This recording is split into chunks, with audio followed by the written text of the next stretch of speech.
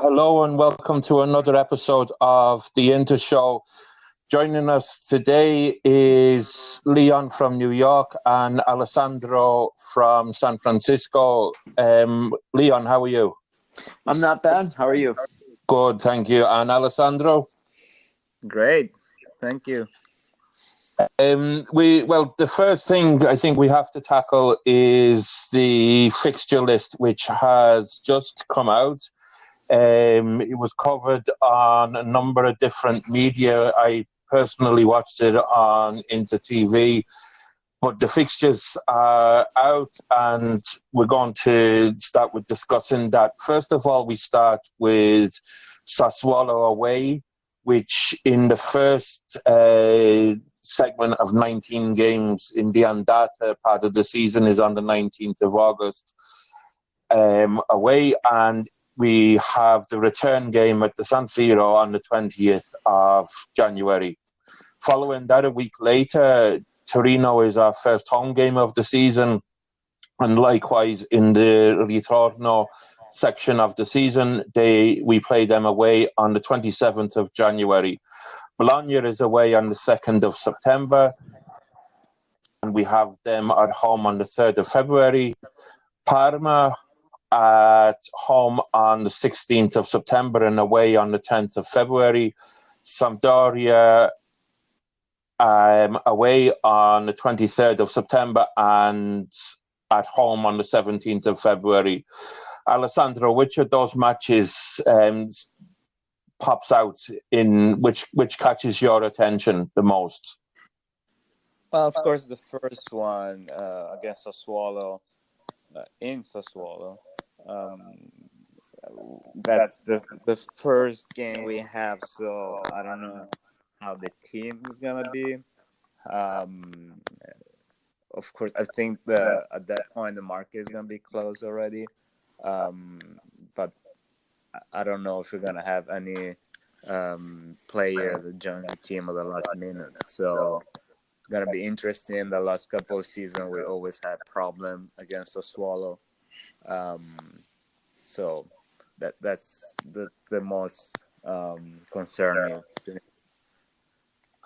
And Leon?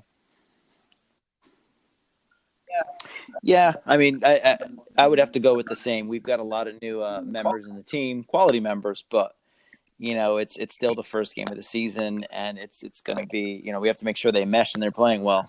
So that first game away is Sassuolo. I agree as well. And Leon, if you obviously you want everybody wants 3 points from every game, but what do you think is a realistic target from those first 5 matches? Given that we do have to go to Sassuolo, we have to go to Bologna, but you perhaps will be more expecting to win that, and we also have to play Sampdoria away, and Torino's never an easy one at home either. Yeah, I mean, ideally, I'd like 11 points, but that fixture list, the first 5 games is not that difficult. We should get 9 or 10 points from there. And Alessandro, would you be satisfied with 9 or 10 points from that, or would you be targeting something higher? I don't know. I guess satisfied. It really depends how we get in those points. I would agree 11, 12 would be better, but every game is different, so let's try to get most points as possible. These are a team of like middle classifica, so let's hope for the best. Then we go into the 26th of September. We have Fiorentina at home. We play them away on the 24th of February. Cagliari at home on the 30th of September and away on the 3rd of March. Spal away on the 7th of October and at home on the 10th of March. The derby is on the 21st of October, technically at home for us, and away on St. Patrick's Day, actually. So in Ireland, hopefully it'll be a celebration for me, a double celebration for me. But we technically play them away on the 17th of March. And Lazio is away on the 28th of October and at home on the 31st of March. Now, when I rated the fixtures, I suggested that was a slightly more difficult period for us. You've got Fiorentina in there, you've got Milan, you've got Lazio. When I put the ratings up on Twitter, I think I did give that a slightly higher difficulty rating than the first five. Leon, would you see difficulties there, or do you think the fact that in recent years we've performed better against better teams and slipped up probably more against the weaker teams? How would you read that section of 5 matches? Yeah, I mean, I would agree with your assessment on that. We have done well against better teams, but those 5 teams there, three are quality. Lazio away, Fiorentina home. It's not easy, and the derby's always tough. That's going to be a hard stretch of 5 games there. And what kind of state do you think Milan are going to be in starting the season, Alessandro? Because there's an awful lot of behind-the-scenes things going on there at the moment. Well, they're probably not behind the scenes. They're very well known to everybody, but there's a lot of disruption there. Do you think that the derbies could be more straightforward this season, or do you think they're going to be tough as ever? I think it's going to be tough as ever. There is a lot going on for the owner of the team and the management, but the team itself so far didn't change at all. And I think Gattuso is going on with training as usual, unless something crazy is going to happen in the next couple of weeks. For example, Bonucci leaving, Suso leaving, or something crazy like that. The team is the same, and usually if a team keeps the same player, the same coach for more than one season, usually improves. So we did the same thing. We actually had very important players this year. Their market was at a stop for the reason that we all know. So it would be a different derby. The only thing I want to add for that period, I think we are going to play also the Champions League and for Milan, Europa League games. So that's going to be something to pay attention for injuries, for the quantity of games that some players going to play. That's a factor that we need to consider too. I would agree. And would you think that it's more of an issue for Milan than ourselves, in the sense that we probably have a bit more depth in our squad at the moment, Leon? Yeah, I mean, I agree with Alessandro. They are in shambles, but I think we've got the depth, and I'd like to see how we can play, how we can balance the 2 fixtures, Europe and domestic. Going into the next period then of the 5 games. On the 4th of November, we have Genoa at home, and we're going to play them away on the 3rd of April. Then we go to Bergamo on the 11th of November, and we host Atalanta on the 7th of April. The 25th of November sees us at home to Frosinone, and 14th of April away to them. Then probably the most tricky part of the season, the 2nd of December, we go to Rome against Roma. The 20th of April, we play them at home.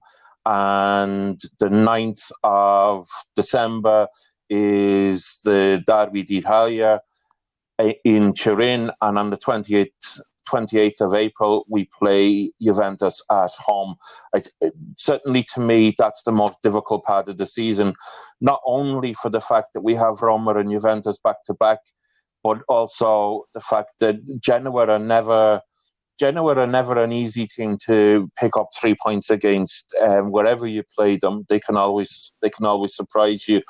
And going to Bergamo is never a picnic, particularly as for Atalanta playing against Inter and playing against Milan is really the two derbies of the season. Leon, what do you think of that period? Do you think that that's where things could come unstuck, or are you more optimistic? I mean, it's a very tough run of 5 games, but I'm more optimistic. We had in that same run in the past season, we sort of had 5 easy teams, and we laid an egg. So I feel like put the hard teams in a row, and then let's try to get through them. But Atalanta is tough. Roma obviously is tough, and the Derby d'Italia is one of the worst games we have. So that's not going to be an easy run. But if we can come through that with 9 points, 7 points, I think that's pretty beneficial to us, especially if we can get 3 of those points versus the team we're not going to mention. Okay, and hopefully 6 points across the length of the season. Alessandro, how many points do you think that we'll pick up from those 5 matches? I hope 15. No, seriously. I think December, the whole month of December, is gonna be tough. But the good thing is that this year, I think Spalletti is ready. The team is ready for these big matches.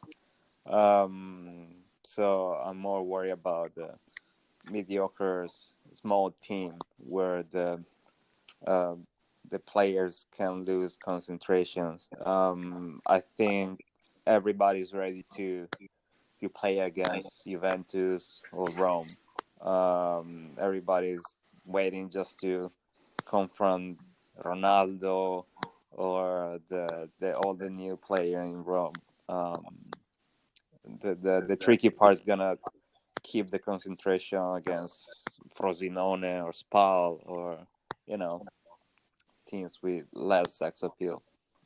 And then going into the final section of the season, the 16th of December we play Udinese at home, and on the 5th of May we play away in Friuli Venezia Giulia. The 22nd of December we have Chievo in Verona. The 12th of May we play them at home. Then the last really tricky match of the season will be Inter Napoli on St. Stephen's Day or Boxing Day, depending where in the world you are, will dictate what you call that holiday. But the 26th of December is Inter Napoli in Milan. The 19th of May is the return fixture in Napoli.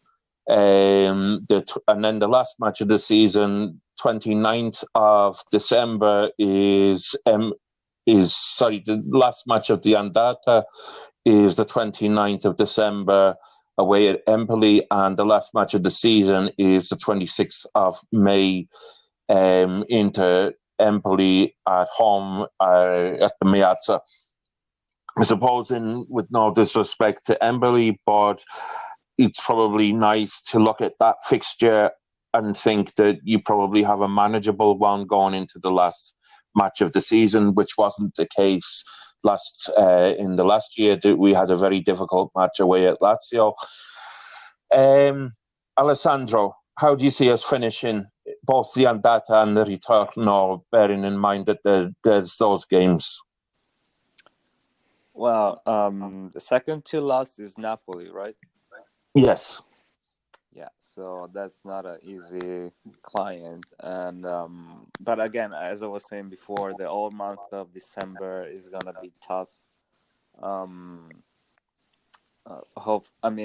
glad it's not January. Usually, all the Spalletti teams have a break in January. I don't know why. So I'm glad we're still in December, and it gives the opportunity if we play a game not the best, gives the opportunity to go back and play another big game right after. So hopefully we're gonna make the best of this December.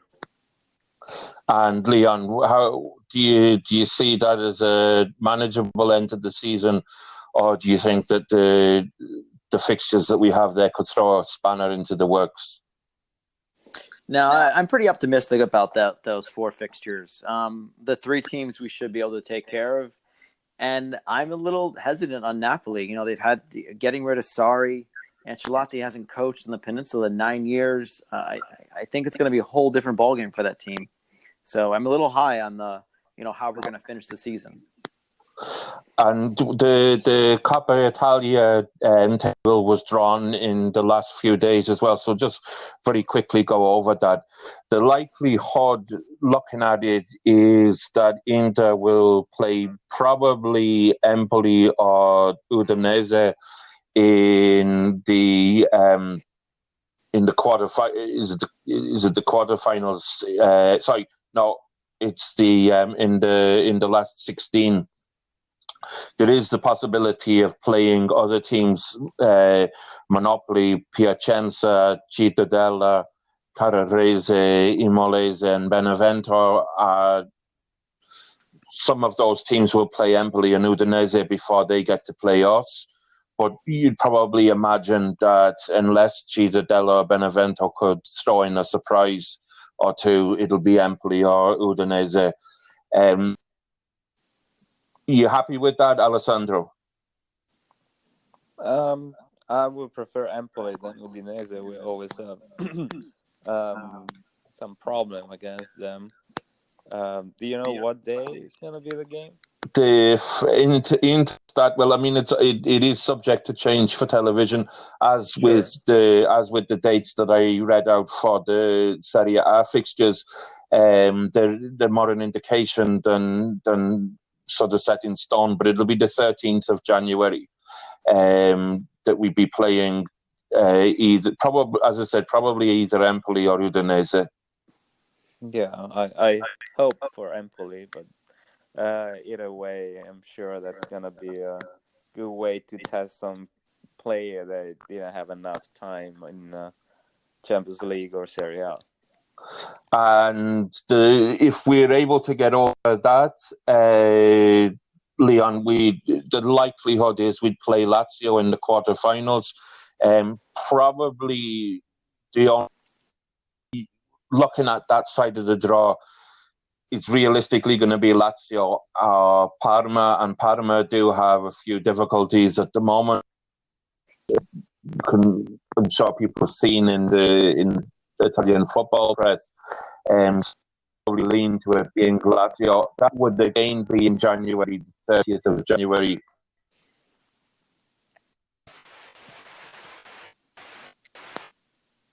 So if you could hear that, that's my ringtone on my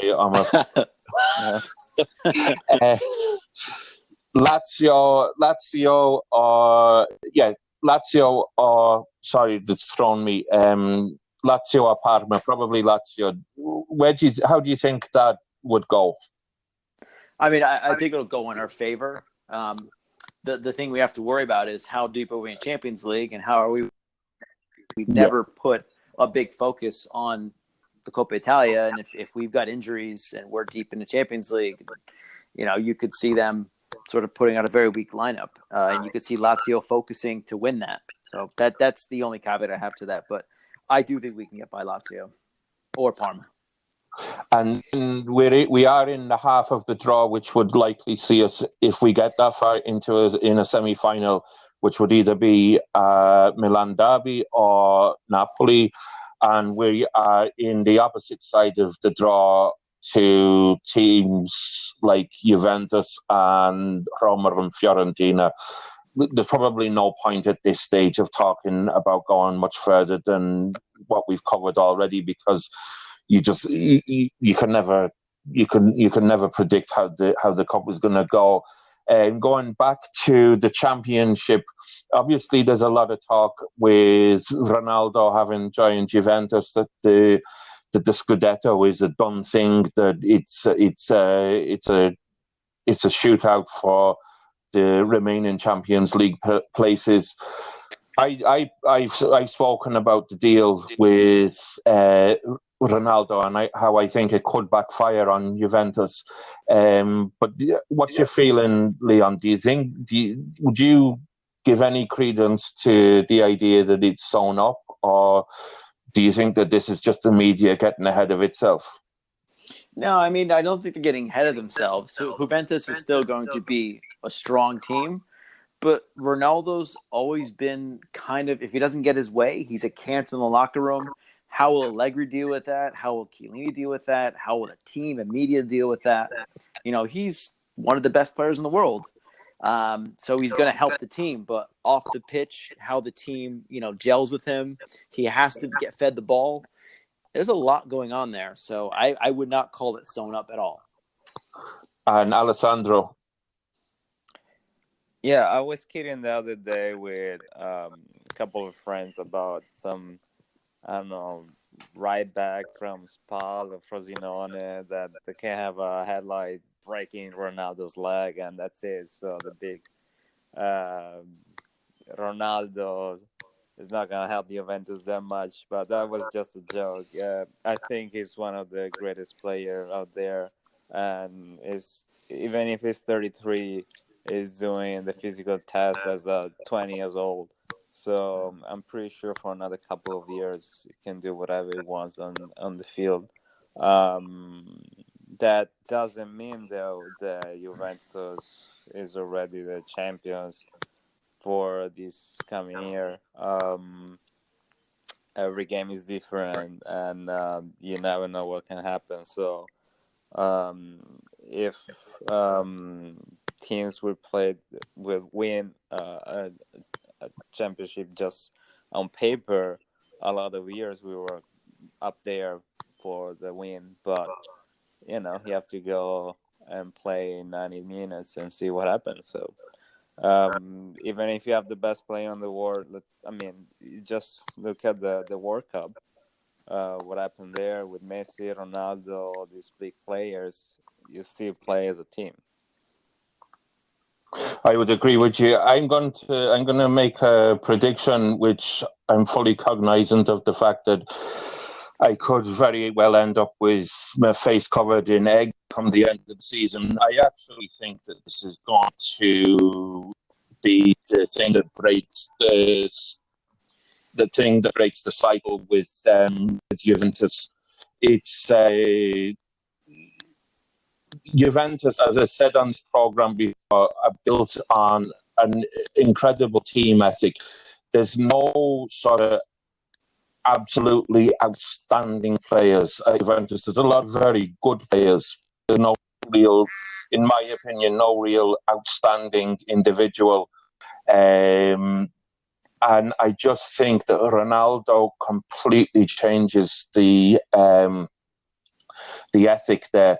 Everything suddenly has to go through him. The team basically becomes Ronaldo FC. I would be far, far more worried if Messi was going there, because Messi will work for the team. Obviously, he wants to perform well himself, but Messi is all about the team, whereas Ronaldo is all about himself. And I just think as well that Allegri has had quarrels in the dressing room with Juventus players in the last couple of seasons, and Ronaldo could really divide the dressing room. I'm going to predict that it's going to end up being a move that they regret. As I said, fully cognizant of the fact that I could well end up with my face covered with egg come the end of the season. Alessandro, I don't think we've spoken since the last few bits of the transfer campaign have been put into place, and Leon, obviously we haven't had the chance yet. Alessandro, how do you feel about the way that the transfer market is going this season? For us, I think we're doing great. Yeah, we are still missing a couple of pieces, but so far I cannot complain at all. I was reading just today that apparently Atletico Madrid is opening a windows for the transfer of the right back. Um, that's a good option. The other option is Darmian. I honestly wouldn't mind to add both if we have enough um, money. But I do think that we still need a player in the midfield that can give some rest to Nainggolan, or another option for create some game. I was watching the friendly game, and Nainggolan is injured, and it looks like we don't have any like idea in midfielder where to move the ball. Um, I'm curious to see when Brozovic come back. If something changed, but right now we don't have like a player like Rafinha, even if he's not my favorite, but somebody that can move the ball, and not just pass it like we all predict, some spark. Um, the last thing I want to say, I'm really surprised about Karamo. I think this is gonna be Karamo's year. Um, Would agree was with doing you. great things in the friendly before the injury, and yeah, I can't wait to see it. I mean, um, again, um, I I don't know. Everything can happen, but I really hope this is gonna be Karamo's year. And Leon, what do you think of Martinez since he's come in, the way that he can link up with Icardi and potentially fill that trequartista role? Yeah, that link up play has been great with Icardi and El Toro. They've been on the same page from day one, and you have to think they're just going to be playing more and more together. They're going to get more and more in sync. It's a huge signing. He's a young player, and I'd like to just emphasize the point about Karamo. I think the transfer we're getting with him is the transfer of his maturity. He created such a spark last year, and he's so young. Him getting older and getting better, I think he could be a real player for us. Yeah, I absolutely agree with you. He's really started the preseason extremely well, and in fairness to him, he did perform well in most of the matches he was introduced to last season. In terms of Joe Mario, that looks like it's going to be a difficult sale. There's different clubs being mentioned, Wolverhampton Wanderers, for example, but it just looks like nothing is taking off. Do you think that he could, in the same way as, for example, Brozovic has been, do you think he could be rehabilitated by Spalletti, or do you think that he's just somebody that we need to freeze out if we find ourselves in late August, early September, with him still being part of the squad, Leon? I don't have high hopes on João Mario. He said some negative things. He didn't work well when he was here. I really hope we can find a buyer for him. It's not looking good, but I don't think we'd benefit from him in the squad. And Alessandro, the only thing that I would say as a follow-up on that is that to me, Joe Mario is extremely talented. I would question whether he is mentally strong enough at a club like Inter. I certainly think that he has the talent to do so, but whether or not he can manage the pressure, and I think that is probably what's holding him back. Spalletti is good at working with players with those issues. Do you think that there is any hope, or would you agree with Leon? I don't know. It's a tricky situation. I agree with you. The talent is there, not the personality, probably. And I really hope Spalletti can do another miracle, and that at that point, not only we don't have to spend any money, but we have a player that it's already on the list for the Champions League. We can save money for next year. I mean, it will solve a lot of problem in a second. But apparently he doesn't want to play with us. He doesn't even want to come back to Milan. So I don't know how that's gonna end up. And just looking, we just reflecting there on a couple of the performances in the friendly matches. The one is up is De Vrij doesn't look like he's settling in very quickly. The Italian media is on him a little bit in the last couple of days, but I would argue that it's just a question of giving him a little bit of time to settle in. Would you have any concerns on his performances, or would you agree that it's just early days, Alessandro? No, I'm not worried at all. Spalletti was saying that the friendly game are actually in the way of the training preseason, and I kind of agree. Especially for big players like we have this year. All the training they're doing, it's heavy on their muscles, so they're gonna be slow. This friendly game are not saying that much, honestly. And as everybody knows, the bigger is the player, the longer it's gonna take to get in good shape.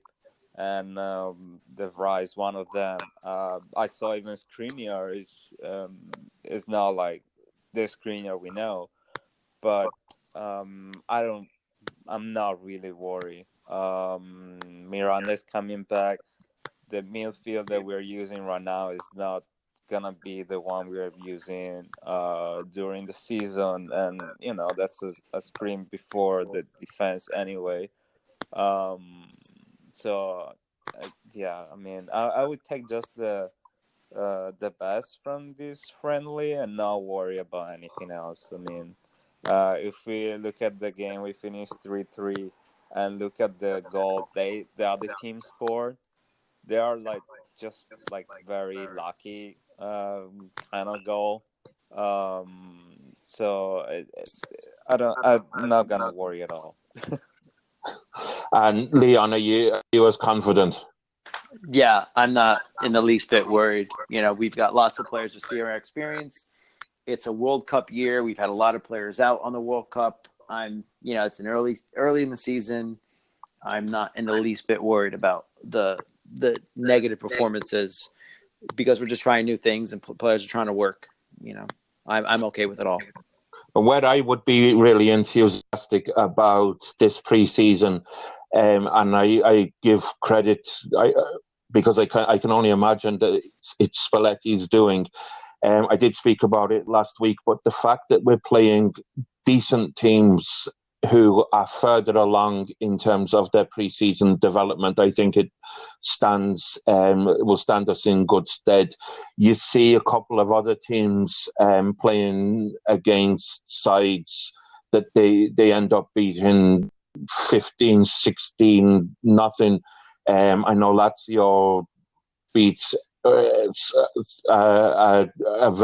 amateur side 20-0 7 to 8 days ago, and I just question, what is actually the worth in doing that? It's to be honest, it's not even a workout to the level of a training session, I would argue. Whereas we've played teams that were due to start the Swiss Super League season within a few days. We've played Zenit, who are further along in terms of their development for starting the Russian Premier League, and they're never an easy side to play against in Europe. We've played Sheffield United, who probably aren't the headline team to the same extent that perhaps Zenit might be. But they're a solid outfit that is starting their season sooner than us, and is likely to challenge for promotion. So I think all in all, we're moving very much in the right direction. Just very quickly before we finish off, the poll that we were running in the last week was for Mezzali. I said on Twitter those quick-footed midfielders who link defence and attack. We gave 4 options: Lothar Matthäus, Dejan Stankovic, Yuri Djokiev, and Nicola Berti. Probably no surprise over the winner, but I was surprised that Nicola Berti didn't attract any votes at all, given his sort of cult following with the Curva. Matthäus won with 57% of the votes. Deki got 38%, and Djokiev 5%. Who would you have picked out of those, Leon, and why? I like Lothar. I think he had just kind of like an energy to him. He was angry. I love the way he played, and I always loved that old German Northern Italian connection we used to have. And Alessandro. I would agree, but I don't mind Djorkaeff either. I don't know. Maybe it's because it reminds me of the best Ronaldo we had. I don't know. Yeah, I always had a soft spot for Djorkaeff. For whatever reason, I don't know why. I just always had some sort of felt some sort of connection to him and always admired him. But I think it's absolutely understandable that Matthäus won. He was such a key part of our side, particularly in the record Scudetto winning season. So that's the end of the show anyway. I hope you enjoyed it, and my thanks go out to Leon and Alessandro, and I'll sign off with Forza Inter. Forza Inter, bye-bye. Thank you, gentlemen. Forza Inter. The podcast you just heard was published with Anchor. Got something you want to say to the creator of this show? Send them a voice message using the Anchor app, free for iOS and Android.